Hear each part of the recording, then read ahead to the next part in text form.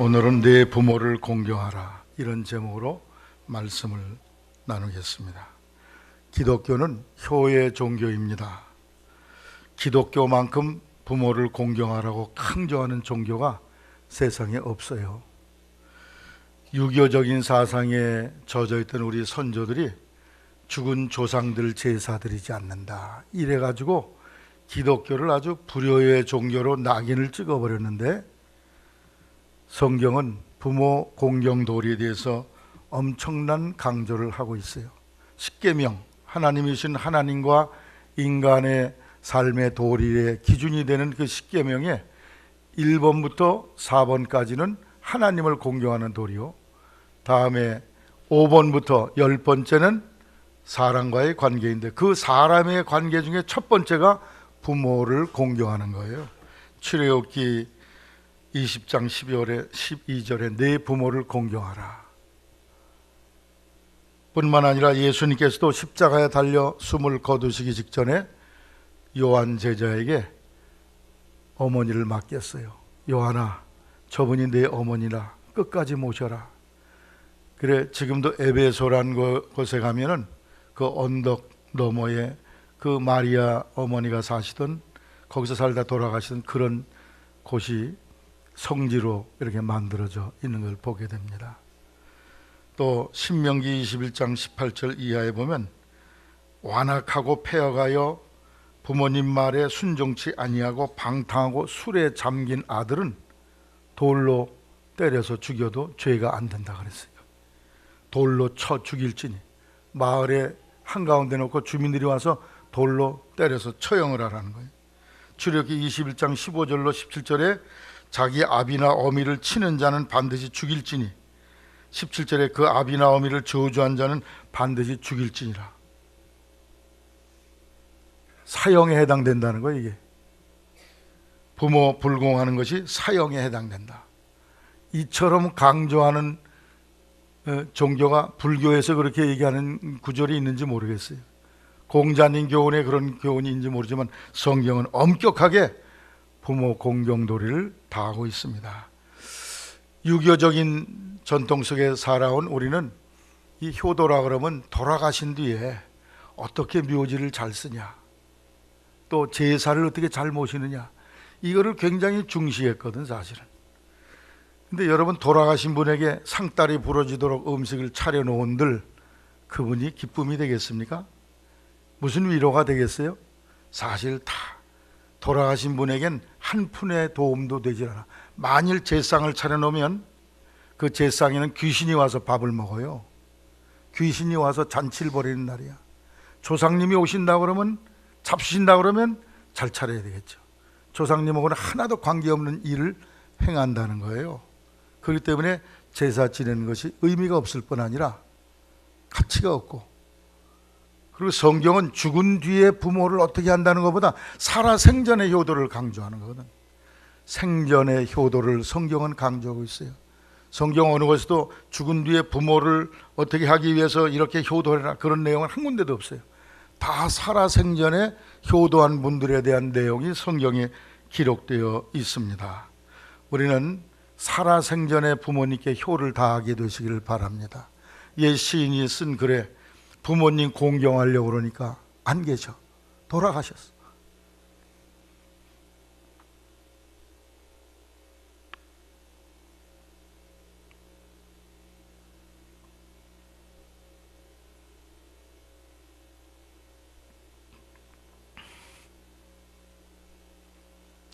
성경 교훈대로 살아 생전에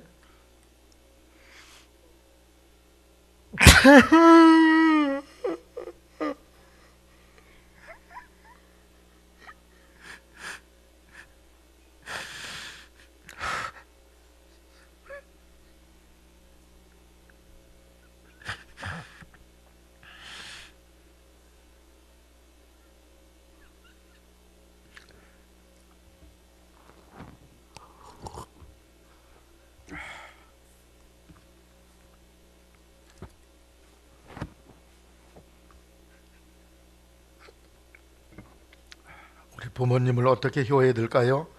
첫째로 육적인 요도를 해야 합니다. 따라서 육적인 요도, 의식주를 잘 공개해 드려야 될 것입니다. 의, 보기 좋게 옷도 따뜻하고 남들이 보기에도 아름답게 해드려야 될 것이고, 식, 잡수시는 거, 노인이 되면 음식 맛이 떨어져요. 그래서 좋은 걸 이렇게 해다 드리시든지 사드리시든지 하여튼 좋은 음식을 들도록 하셔야 될 거예요. 맛있고 좋은 거 사다 드리면 이런 말씀하죠. 뭐하러 이런 거 돈 들여 사왔어. 그러나 본심은 그거 잡수시고 싶었던 거예요. 여러분이 부모님께 육신적으로 식사하는데도 도움을 잘 드리기를 바라고, 방치장도 잘 해드리세요. 도배도 부모님 방도 같이 잘 해드리시기를 바랍니다. 젊은이들 방은 잘 해놓고 커튼도 해놓고 이런데 노인들 방은 가면은 완전히 굴속같이 된 데도 있어요. 제가 어느 교회에서 목회할 때 보니까 이 권사님 시모님이 90이 넘으셨어. 그 방은 너구리 잡는 방이에요. 구들장도 다 깨져가지고 불을 피우면 다 연기가 방으로 들어와서 숨을 쉴 수가 없는데, 그런 방에 그냥 시어머니 사시도록 그렇게 내버려 두면서 그분이 내 귓전에 들려준 얘기는 저 시어머니가 내가 며느리 때 엄청 힘들게 했다는 그 얘기를 들려주셨습니다. 안타까운 일이죠. 또 TV 같은 것도 부모님께도 좋은 걸 해드리고, 특별히 부모님 사진을 잘 찍어 놓으시기를 바랍니다. 제가 장례식을 100번 이상 드렸고 염해드린 분도 많이 있어요. 근데 장례식 하려고 그러면 막상 이 영정에 올려놓을 사진이 없어. 그래가지고 결국 어디서 찾느냐, 주민등록증 그 사진을 확대해가지고 그걸 갖다 놓으니까 꼭 산적 같아. 어디 우리 부모님이 생전에 아름다울 때 사진 준비해 놓으시는 것, 이런 게 다 효도죠. 예전에 뉴스에 나왔던 일인데, 청소부가 쓰레기 수거를 하려고 하다 보니까 자루가 있는데 거기서 꿈틀거려요. 열어보니까 사람이야. 노인인데 100만 원 돈 뭉치와 더불어 그것이 들어있었다는 거예요. 현대 고려장이죠. 있을 수 없는 일인데 이런 일들이 오늘날 일어나고 있어요. 이거보다 더 끔찍한 일도 일어나고 있습니다. 가끔 여러분 용돈을 드리시기 바랍니다. 이것이 부모님께 효도하는 육신적인 효도의 방법이에요. 그래서 아이고 노인들이 무슨 돈이 필요해. 그렇지만 돈을 드려보세요. 잘 받으시나 안 받으시나. 유정숙 권사님 돈 드리면 좋아하시죠? 엄청 좋아하죠. 그래가지고 밥도 사시고 그냥 동네 사람들 사먹이고 열심히 하시는데, 노인들도 돈 쓰는 재미가 있어야 돼요. 근데 돈을 드리면 그 돈이 노인이 쓰는 게 아니야. 다 손자들에게 들어가고 며느리에게 들어가고 아들에게 돌아가요. 이게 그렇기 때문에 많이 드리게 되시기를 바랍니다. 그 돈 가지고 어디 저 강원도 가서 도박하실 어르신도 없어요. 그거 가지고 뭐 어디 춤바람 나가지고 놀러 다닐 부모님도 없어요. 다 자녀들에게 다시 돌아가는 거니까, 이왕이면 그렇게 해드려서 되돌려서 우리에게 돌아오는 거니까 많이 하시기를 바랍니다. 아플 때에는 병원에 잘 모시고 가야 마땅한 일이죠. 또 우리 부모님은 아이고 기침하는 게 우리 어머니 부모님 버릇이야, 이렇게 넘기지 마시고 여러분이 육신도 아플 때 병원에 잘 모셔드리고, 또 치매 노인이 있다 그러면 오늘날은 아주, 제가 캐나다 갔다 오니까 이런 복지 혜택이 얼마나 많은지 몰라요.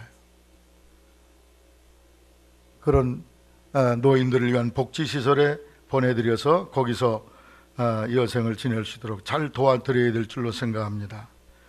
이 치매된 노인들을 모시는 건 집에서 대단히 어려운 일이에요.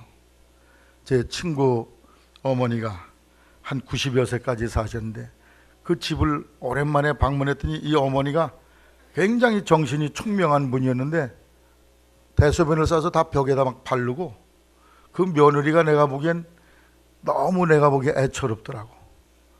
제가 갔는데 나와가지고는 까꾸로 이렇게 엎드려 뻗쳐를 하고서 이렇게 막 걸어다녀요, 마루에서. 너무나 안타까웠어요. 그렇게 총기가 있고 그러던 분이 집안에서 그 며느리가 그걸 다 복양을 했는데 그 남편이 장로셔요.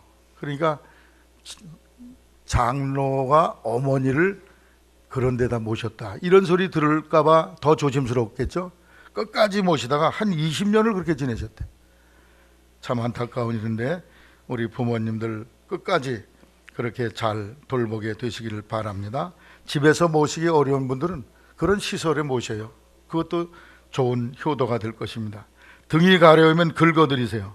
저는 등 긁어줄 사람이 없어가지고 저기 관광지에 가면 등 긁는 갈퀴 있어요. 그 두 개를 사가지고 하나는 서재에 갖다 놓고 하나는 집에다 갖다 놨어요. 가려울 때마다 긁도록. 그러면서 여러분 부모님들이 힘들 때 어깨도 주물러 주시며 격려하시고 고맙다고 감사하다고 해드리시길 바랍니다. 또 힘들지 않은 소일거리를 드리기를 바랍니다. 건강에도 도움이 됩니다. 삶의 의미와 목적이 있어요. 서울대 어느 교수가 말하기를 일 안 하면 사회성을 상실한다, 그런 말을 했어요.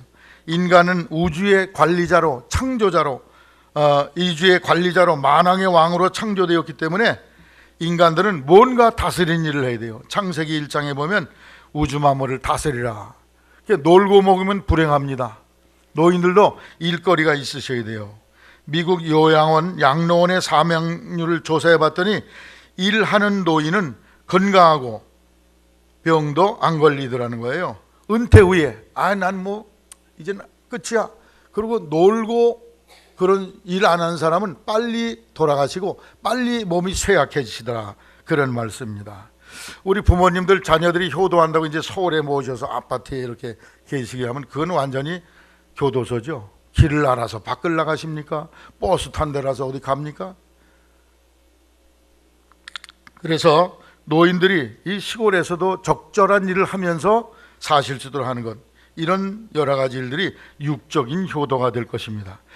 두 번째로 정신적 효도가 따라서 정신적 효도, 부모님의 마음을 기쁘시게 하는 것입니다. 잠언 23장 25절에 내 부모를 즐겁게 하며 너 낳은 어미를 기쁘게 하라. 부모님께 기쁨이 되고 즐거움을 드리라는 거예요. 잠언 17장 22절에 마음의 즐거움은 양약이 된다고 그랬어요. 부모님들이 기뻐할 수 있는 일, 부모님께 어떻게 하면 기쁠까, 부모님이 마음을 즐거워하실까, 이런 것을 새겨봐야 될 줄로 생각합니다. 그 한 가지는 대화하는 거예요. 부모님과 대화를 해야 돼. 방에 자주 들어가 보고 말씀을 나눠드리고 말동무가 되어드리는 것이 좋은 정신적 효도가 될 것입니다. 어디 다녀오면 궁금증을 풀어드렸어요. 아유, 오늘 장에 갔더니 저 고비고개 너머에 그 아무개 어머니가 왔는데 허리는 다 꼬부라졌는데 그 고구마 해가지고 싹을 틔워가지고 나오셨더라고. 이런 얘기를 들려드리면 그 궁금증이 풀어지고 마음의 평안함과 기쁨을 얻게 되실 것입니다. 또 무슨 일을 할 때 여쭤보세요. 된장 담글 때가 되면 부모님께 물어보세요. 어머니, 이 된장 어떻게 하면 좋을까요? 이거 네가 알아서 다 하라, 이렇게 말씀하시지만 그래도 여쭤보면 그게 기쁨이 되고 노인에게 정신적인 힘이 돼요. 만일 물어보지 아니하면 섭섭해. 그래서 마음의 서운함을 느끼고 인생에 무의미하게 되고 난 이제 폐물인가 봐, 쓸데없나 봐, 또 노여움을 사게 되기도 합니다. 61세의 아들이 땅을 팔았는데 잔금을 받는 날 82세의 노모를 모시고 와서 어머니에게 그 땅값 잔금을 받게 했다는 이야기를 제가 읽어봤습니다. 어머님이 그 돈 받으시는 거 뭐 또 쓰시겠어요? 그러나 어머님이 그 돈을 받으시는 것은 노인의 가치와 의미를 깨우쳐주는 축복의 일들인 줄로 생각합니다. 또 인사도 잘해야 될 것입니다. 주무시기 전에 아침에 일어나서 인사하셔야 돼요. 편히 주무세요. 평안히 주무셨습니까? 어디를 갔다 오면 왔다, 가면 간다, 그렇게 해야지. 꿀먹은 벙어리처럼 있으면 저 며느리가 부었나, 화가 났나, 나 때문에 화났나, 뭐 별별 오해와 상상을 하게 되시니까 인사 잘하고 마음의 궁금증을 풀어드리는 이런 일 하시고, 부르시면 예하고 대답을 잘해야 될 것입니다. 잠언 16장 24절 선한 말씀은 꿀송이 같아서 마음에 달고 뼈에 양약이 되느니라. 부르실 때 대답을 잘해야 돼요. 학생은 공부 잘해야 돼요. 학교 갔다 늦으면 부모님께 전화하셔야 돼요. 마음에 걱정되지 않도록. 부모님의 생각은 내 자식이 지금 어디 가서 뭘 하고 있나, 거기에 다 쓰여 있거든. 그때 빨리 전화드려서 부모님 걱정을 내려드리도록 해야 될 줄로 생각합니다.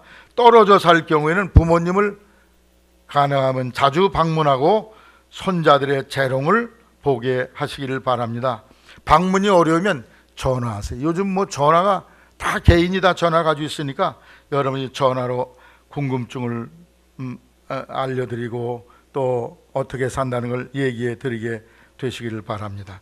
늙으면 사람과의 관계가 점점 멀어져요. 그래서 사람이 그리운 것이 바로 노인입니다. 시간 내셔서 부모님을 만나보고, 뭐 동네 노인정에서 노인들끼리도 대화가 되지만 내 사랑하는 자식을 본다는 게 더 기쁨이죠. 손자를 본다는 것은 더 기쁩니다. 제가 어릴 적에 생각이 나요. 저희 할아버지가 사시던 데는 경기도 파주군 교화면 상지성리 704번지 아주 동산 너머 골짜기에 거기 사셨는데, 우리가 무슨 때가 돼서 이렇게 가면은, 제가 여기 뭐 어린애 초등학교도 안 가던 조그만 어린애 때도 우리 할머니가 벌써 동산 넘어오셔. 그래가지고 그 논 곁에 이렇게 앉아 계세요. 그래서 우리가 쫙 벌판에 30분을 걸어가는데 거기 와서 반갑게 맞아주시고, 밤이면 멍석을 펴놓고 거기서 모닥불을 피우고 하늘의 별을 보면서 할머니의 이런저런 얘기, 아주 재미없는 얘기예요. 무슨 얘기 주로 하셨냐? 화장실에 갔는데 무슨 손이 나와가지고 뭐 닦아줬다는 놈. 아니 그 재미도 없는 얘기, 골백번 하시는 얘기인데 그런 이야기를 들려주시는. 근데 그 할머니에겐 우리들 보는 것이 기쁨이었어요. 저도 손자를 보고 보니까 5명이나 손자가 있는데, 아이고 화가 났다가도 애들 보면 저절로 웃음이 나오더라고. 할렐루야. 그래, 우리 부모님들이 손자들 좀 자꾸 보게 해드리면 그게 기쁨이 될 줄로 생각합니다. 독일에서 이런 사건이 생긴 적이 있어요. 7년 만에 돌아가신 노인을 아파트에서 발견했는데 그냥 침상에서 완전히 해골이 돼서 뼈만 남으신 거야. 7년 동안 연금 나오는 건 통장으로 들어가고 전기, 전화로 등등은 다 자동 이체되고, 자녀가 둘이 있었는데 한 번도 안 와봤다는 거예요. 예. 그러니 이런 불행한 일이 있습니까? 오늘 우리의 삶 속에 우리 자녀들이 부모님과 깊은 그런 관계를 유지하고 또 방문하고 만남의 역사가 있기를 바랍니다. 우리 유정숙 권사님 아드님들 얼마나 효자인지 몰라. 속회만 드리러 가면 그때를 맞춰서 전화하는 건 아니겠지만 늘 큰아들 작은아들이 계속 전화를 해. 예, 속회 중이다 목사님 모시고. 내가 그걸 보면서 야, 이 아드님들 참 어머니 걱정 많이 한다, 관심이 많다. 할렐루야. 훌륭한 아들인 줄로 생각합니다.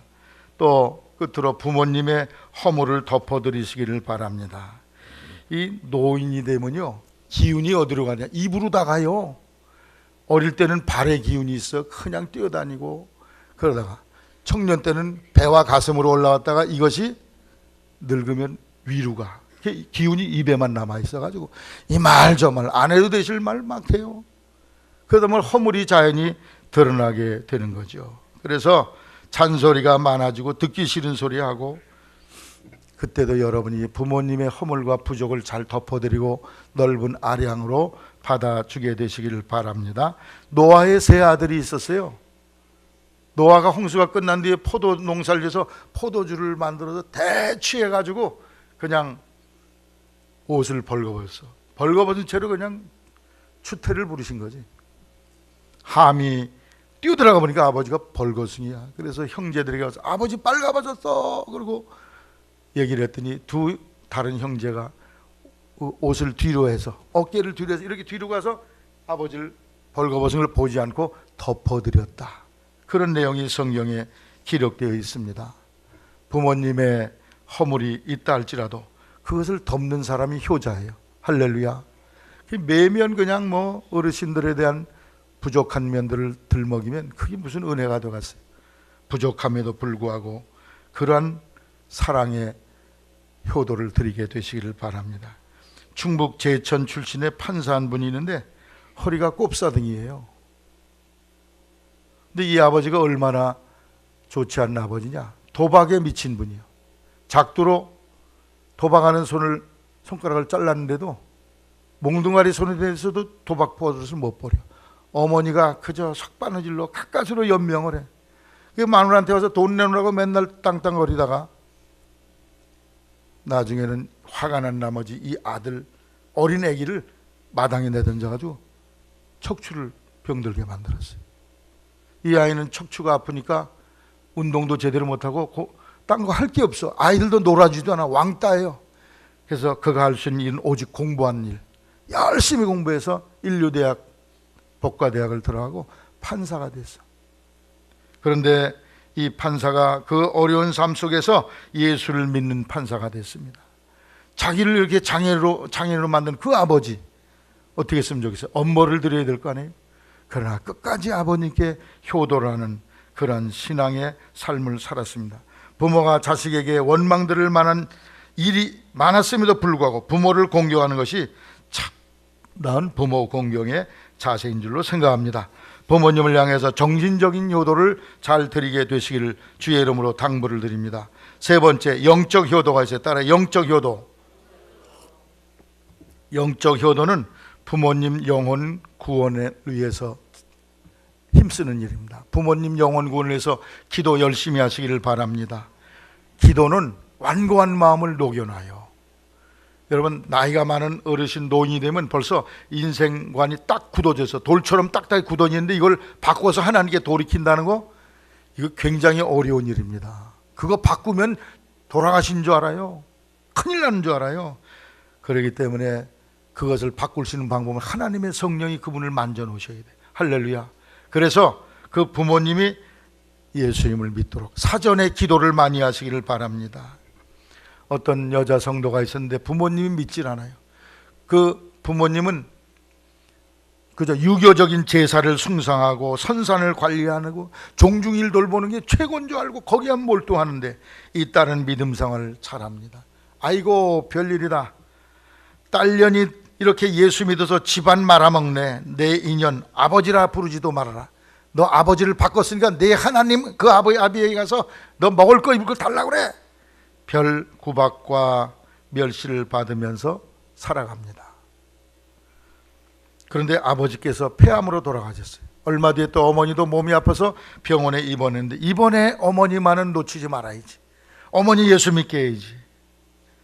그리고 어머니에게 병상에 계신 어머니를 전도했더니 너나 잘 믿어라. 예수 믿는 것들 거의 참 말도 많네. 막 또 부정적인 얘기를 해야 됩니다. 그래서 너무 안타까워서 우리 어머님 정말 돌아가시 전에 예수 믿고 천국 가게 해드려야 되겠는데, 그래서 집에 가서 하나님 앞에 간절히 밤새 울며 찬송 부르며 통곡하며 기도했어요. 기도하다 보니까 벽에 가족사진 걸리는데 거기 손자들까지 27명의 얼굴이 눈에 환히 들어와요. 마음속에 내가 이 29명의 사람을 다 전도해라, 그런 마음에 감동이 와요. 그러려면 먼저 어머니를 전도해야지. 그래서 다음날 어머니에게 가서 또 다시 예수 믿으라고 했지만 어머니는 인상을 확 쓰시면서 또 뒤로 돌아 누우셔요. 낙심이 됐어요. 그런데 며칠 지난 뒤에 하나님의 성령이 역사하셨죠. 어머니가 딸을 맞이하더니 내가 네가 믿는 예수 나도 믿겠다 하고 어머니가 말씀하시며 네 형제들 조카들 다 예수 믿게 해서 교회 데리고 나가라. 할렐루야. 어머니가 이렇게 바뀌었다는 거예요. 사전에 기도해야 돼. 우리 부모님 완고하시다. 완고할수록 기도를 많이 해야 돼. 기도가 더 필요한 거죠. 임종 직전이라도 예수 믿게 해야 돼요. 고린도후서 4장 16절에 우리가 낙심하지 아니하노니 겉사람은 후패하나 우리의 속은 날로 새롭도다. 속사람은 날로 영혼은 강건해지고 겉사람은 날로 늙고 쇠해집니다. 고린도후서 5장 1절에 땅에 있는 우리의 장막집이 무너지면 하나님께서 지으신 집 곧 손으로 지은 것이 아니요 하늘에 있는 영원한 집이 우리에게 있는 줄 아나니.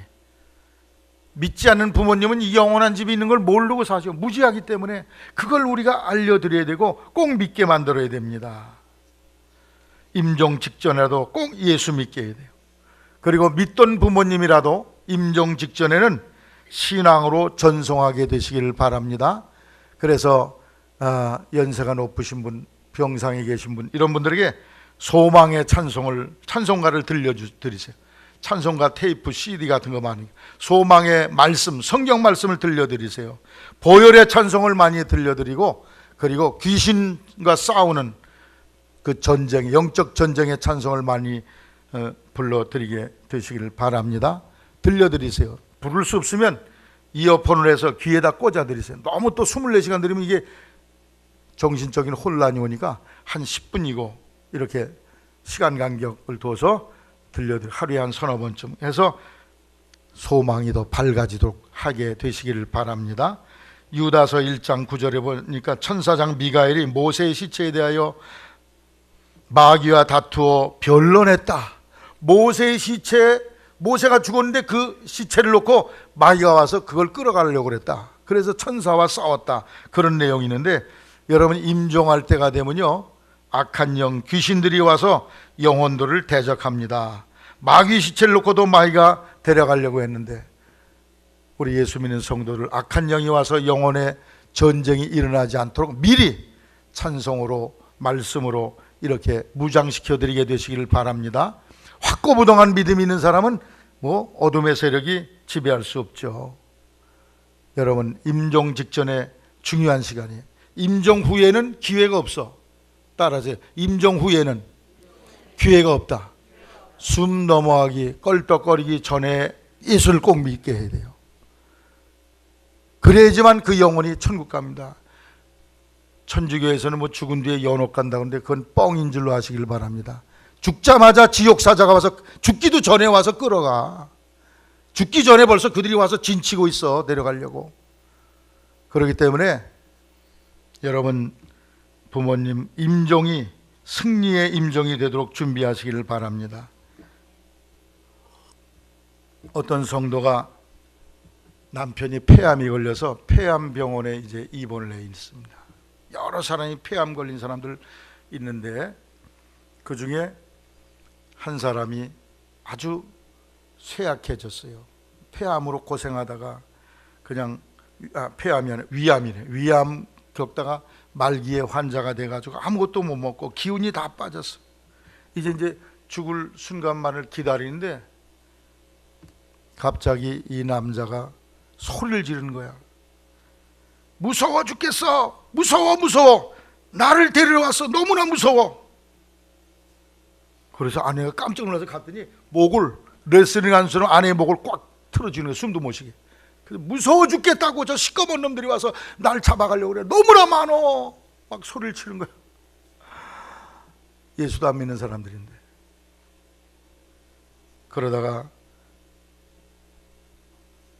죽음의 공포 속에 빠진 거예요. 지옥사자를 보고서 죽기 직전이 되면요, 영안이 띄어서 귀신들이 오는 걸 다 보거든. 그래가지고는 이 심장 박동이 병원에 가면 수가 나오잖아요. 딱 심장 숨 쉬는 거 딱 거기 나오는데, 이게 맥박이 점점 떨어지면 30까지 내려가면 거의 이제 임종을 하게 되는데, 30이 돼도 끝까지 이걸 안 놓더라는 거야. 그러면서 눈에는 실핏줄이 터져서 피눈물이 나오더래, 그 사람이. 몸은 링게 주사 맞은 게 잘 들어가지도 않으면서 몸이 텅텅 부어있고 소변 정상대로 볼 수 없어 다 새서 오줌 냄새가 나고, 그 마지막 형상이 아주 끔찍한데 30쯤 내려가면 꺽 하다가 다시 또 일어난대.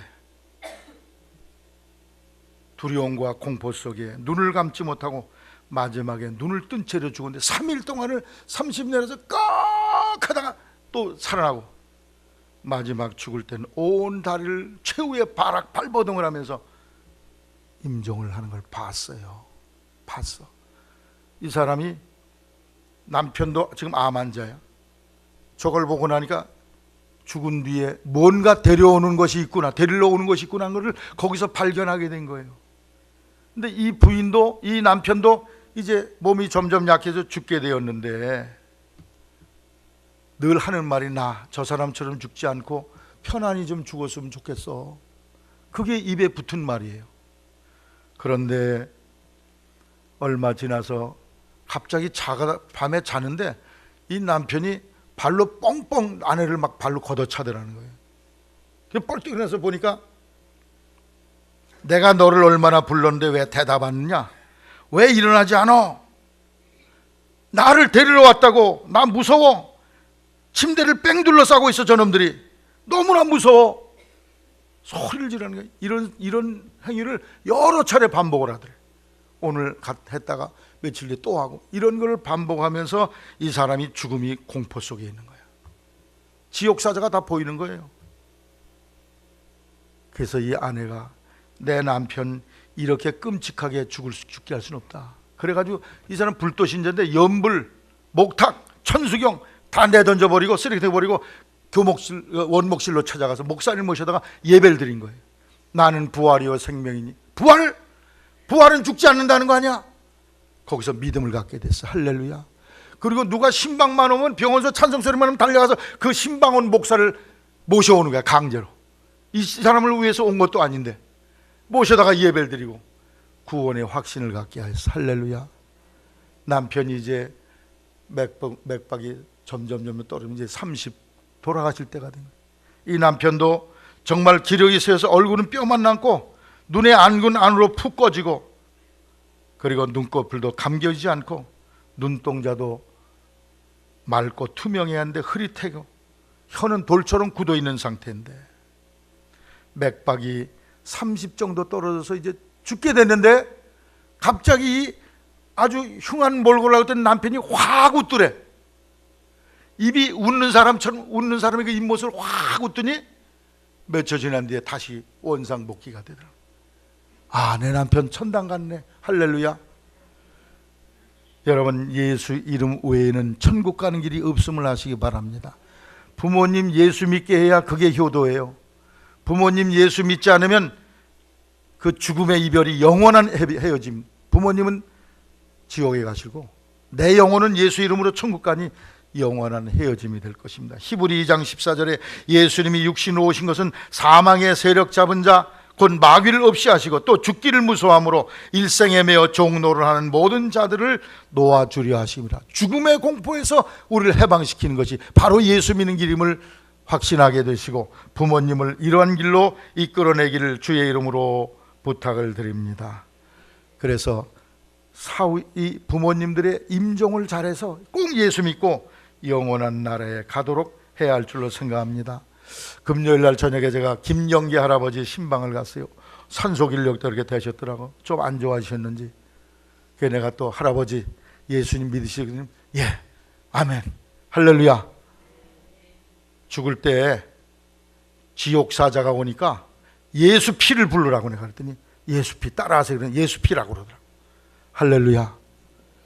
우리 김영기 할아버지가 확실하게 옛날에 교회 다니셨는데 그 추억을 지금 회복시키시는 것 같아요. 할렐루야.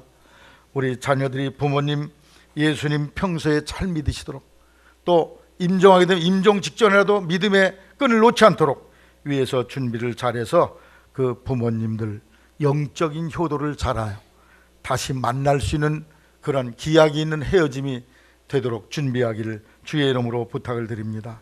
그리고 부모님들이 해주시는 그러한 영적인 교훈, 믿음 생활 잘하는 교훈을 잘 듣고 순종하게 되시기를 바랍니다. 록펠러라는 사람은 대세계 1등 부자였는데 그 사람은 어머니가 늘 10가지 교훈을 주셨대요. 신앙적인 교훈이죠. 하나님 아버지를 친아버지 이상으로 섬겨라. 목사님을 하나님 다음으로 섬겨라. 주일 예배는 꼭 본교에서 드려라. 오른쪽 주머니 항상 11조 주머니로 만들라. 아무도 원수로 만들지 말라. 아침에 목표를 세우고 기도하라. 잠자리에 들기 전에 하루를 반성하고 회개하고 기도하라. 아침에는 꼭 하나님의 말씀을 읽어라. 남을 도우실 때 힘껏 도와주고 절대 공치사하거나 나팔 불지 말아라. 10번째, 예배 시간에 항상 맨 앞자리에 앉아라. 이게 어머니가 주신 영적인 교훈인데, 그는 당신이 어떻게 이렇게 부자가 됐냐? 뉴욕타임즈에서 그에게 문의를 했더니 이런 영적 교훈을 따라 내가 살았더니 우리 하나님이 복을 주셨다 그랬다는 거예요. 부모님이 주신 영적 교훈을 잘 따르는 자손이 될 때 이것이 바로 부모님께 영적 효도가 될 줄로 생각합니다. 더 나아가서 자녀가 믿음 생활 잘해야 돼요. 아브라함의 하나님, 이삭의 하나님, 야곱의 하나님. 무슨 뜻입니까? 믿음이 대를 이어갔다는 거예요. 부모님은 잘 믿는데 자녀들이 예수를 믿질 않아. 그건 불효막심한 사람이지. 철저히 부모님이 믿는 신앙을 따라 신앙생활해야 그게 영적 효도가 되는데, 이런 자손 되기를 주의 이름으로 당부를 드립니다. 끝으로 따라하세요. 사후효도, 돌아가신 뒤에 효도를 잘해야 돼요. 아이 돌아가신데 무슨 효도할 게 있습니까? 양지 바른데 모셔라, 화장해라, 유산을 어떻게 나누, 이게 문제가 아니고 자손들이 예수 잘 믿어야 돼요. 예수를 믿어야 돼요. 그래야 이것이 효도가 된다, 그런 말씀이에요. 예전에 제가 광림교회 있을 때 장례식을 치는데 가족들이 엄청 많아요. 그래서 이 사람을 다 전도됐구나 그러는데 장례 마치고 교회 나왔어요. 한 달 동안 잘 나오다가 안 나오더라고. 그래서 신방 갔더니 아니 한 달 동안 다녀줬으면 됐지 뭘 더 다닙니까? 아니 신앙생활에 다녀주는 거야 지금? 그 영혼이 돌아가신 조상님 신앙을 따라서 가야 되는데 자손들이 믿음 잘 믿는 거, 믿음 생활 잘하는 거, 이게 사후 효도인 줄로 아시길 바랍니다. 믿음의 길을 이탈하면 그건 불효야. 형제간에 화목하게 되시기를 바랍니다. 돌아가신 부모에게 못다한 효도를 형제간에 나눠야 돼요. 창세기 50장 15절 이하에 보면 요셉이 아버지가 돌아가신 뒤에 그 형제들이 야 큰일 났다, 아버지가 죽었으니 저 요셉이 이제 우리 안 갚음할지도 몰라. 그러니 우리 거짓말을 꾸며내서 얘기하자. 아버지가 돌아가시기 전에 너 없을 때 우리에게 아버지 죽은 뒤에도 형제들에게 잘해주거라, 그런 유언을 했다고 좀 해서 그렇게 했어요. 요셉이 형님들 그런 소리 하지 마세요. 아버지가 그런 말을 했든지 안 했든지 관계없이 나는 형제들과 조카들을 다 책임지고 봉양하리이다. 아멘, 할렐루야. 왼수 갚을 수 있는 절호의 기회인데 전혀 그렇게 하는 형제를 이렇게 사랑으로 잘 돌봤음을 볼 수 있어요. 마태복음 5장 9절에 화평케 한 자는 복이 있다고 그랬어요. 잠언 17장 1절에 마른 떡 한 조각만 있고도 화목하는 것이 육선이 집에 가득하고 다투는 것보다 나으니라. 잘 먹고 갈비 먹고 뭐 이렇게 살면서 형제간에 다툰다면 불행한 일이죠. 이게 돌아가신 부모님께 욕을 돌리는 일 아닙니까? 저는 많은 사람들이 유산 가지고 소송하는 거, 형제간에 소송하는 걸 많이 봤어요. 우리 교인 중에는 없기를 바랍니다. 그냥 소송하지 말고 포기해요. 갖다 드려, 그냥 쓰라고. 그러면 하나님이 여러분 100배로 갚으실 줄로 믿으시길 바랍니다. 여러분이 망하고 손해본 것 같지만 드리세요. 그러면 하나님이 딴 방법으로 주신다는 말씀이에요. 끝으로 부모님 이름으로 뜻깊은 일을 하세요. 이게 사후효도입니다. 부모님이 남긴 재산이나 자녀들이 모은 돈이나 혹은 조의금을 가지고 부모님의 이름으로 좋은 일을 세상에 남기게 되시기를 바랍니다. 기념이 될 만한 일을 해놓으시기 바랍니다. 무슨 장학기금을 만드신다든지 장학금을 드린다든지 복지 선교를 한다든지 해외 선교를 한다든지. 우리 양정고등학교를 졸업하신 부총리를 지내신 어떤 어르신이 있는데 그분이 돌아가실 때 몇 억의 돈을 남겨놓고 가셨는데 우리 목회자 몇 사람이 그 돈을 관리해서 장학금으로 지급하던 때를 기억합니다. 지금은 이자가 너무 박해가지고 돈을 줄 수가 없어요. 여하튼 부모님을 위해서 기념이 되는 좋은 일, 뜻깊은 일 해놓으시면 부모님께 기쁨이 될 것이요, 하늘나라에서 내려다보시고 야, 네가 내 이름으로 이렇게 좋은 일을 했냐, 너무 황송하다. 그런 자녀를 하나님이 복에 복을 더하실 줄로 믿습니다. 내 부모를 공경하라. 육적 효도, 정신적 효도, 영적 효도, 사후 효도. 효도 잘하면 어떤 복을 받아야 따라하세요. 땅에서 잘되고 건강 장수하리라. 할렐루야. 이 복이 여러분 것이 되기를 주의 이름으로 축원합니다.